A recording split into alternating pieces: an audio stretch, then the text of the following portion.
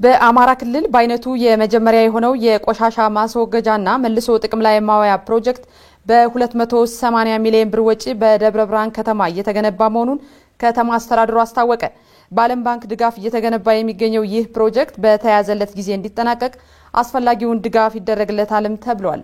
ብርቱካን ማሞ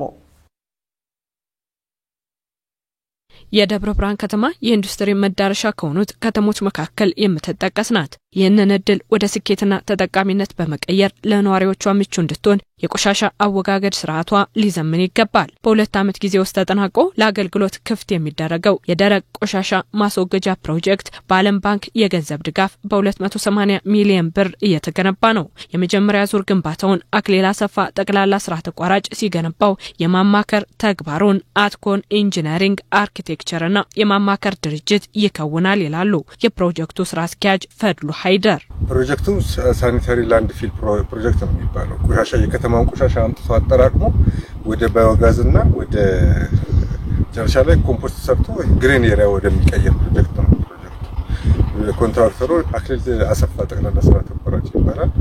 አትኮን ነው ኮንሰልት የሚያደርገው። ባለቤቱ ክላይንቱ ደግሞ የደብረ ብርሃን ከማዘጋጀት የደብረ ብርሃን ከተማን ገጽታ የሚቀይረው ይህ ዘመናዊ የደረቅ ቆሻሻ ማስወገጃና መልሶ ጥቅም ላይ ማዋያ ፕሮጀክት በግንባታ ላይ ነው። የክትትል ስራችንን እየከወንን እንገኛለን ይላሉ የደብረ ብርሃን ከተማ ተቀዳሚ ምክትል ከንቲባ ካሳውንም ቢያለ። አይደለም ለኛ ለደብረ ብርሃን ለክልሉ የመጀመሪያው ፕሮጀክት ነው ብያቸዋለሁ። ሰው ይሄ ከተማ ከጽዳት ውጭ ሊታሰብ አይችልም። የደብረ ብርሃን ከተማ ጽዱ መሆን አለባት፣ ማራኪ መሆን መቻል አለባት፣ ለነዋሪዎቿ ምቹ መሆን መቻል አለባት። ስለዚህ በሁሉም የከተማችን ኮሪደሮች ያሉ የትኛውም የቆሻሻ ማስወገጃ ያስፈልጋል። ስለዚህ ለከተማው ያለው ቫልዩ ያለው ትርጉም በጣም ትልቅና ከፍ ያለ ነው ማለት ነውና ይሄን የበለጠ ማጠናከር የፕሮጀክት ተጠናቆ አገልግሎት ላይ እንዲውል የማድረግ ስራ የኛ ያመራሩ አጠቃላይ የተቋም ኃላፊነት ነው ማለት ነው። በርግጥ በሀገራዊ የህልውና ዘመቻውና ከካሳ ክፍያ ጋር በተያያዘ የጊዜ ሂደቱን ጠብቆ ግንባታው እየተከናወነ ባይገኝም የመጀመሪያ ዙር ግንባታው እስከ ሰኔ መጨረሻ መጠናቀቅ ይገባዋልም ብለዋል ተቀዳሚ ምክትል ከንቲባው።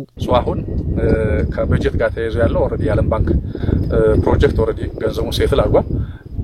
በተለይ የመንገድ አሁን ከዚህ በኋላ የሚጠይቀው የተጀመረው ፕሮጀክት ጠንካራ አማካሪ ጠንካራ የኮንትራክተር ሴትል ለማድረግ ተሞክሯል። እነዚህ የሚሰሩትን ስራ በጥራት እና በተባለው ጊዜ በተቀመጠው ጊዜ እንዲጠናቀቅ ዳይናሚክ ክትትል ይጠይቃል። ይሄንን ዲሊያንስ መልክ ለማስያዝና ለማስተካከል ካሁን በፊት ያልተሰሩ የባከኑ ቀናቶች አሉ። እነዚህ የባከኑ ቀናቶች ለማካካስ ቀን ብቻ ሳይሆን ሌሊትም ጭምር መስራት እንዳለባቸው አስተያየት ሰጥተናቸዋል።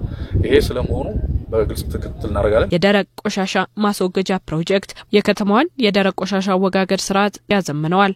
ከተማዋን ውብና ማራኪ ያደርጋታል ተብሎ የሚጠበቅ ፕሮጀክት ነው።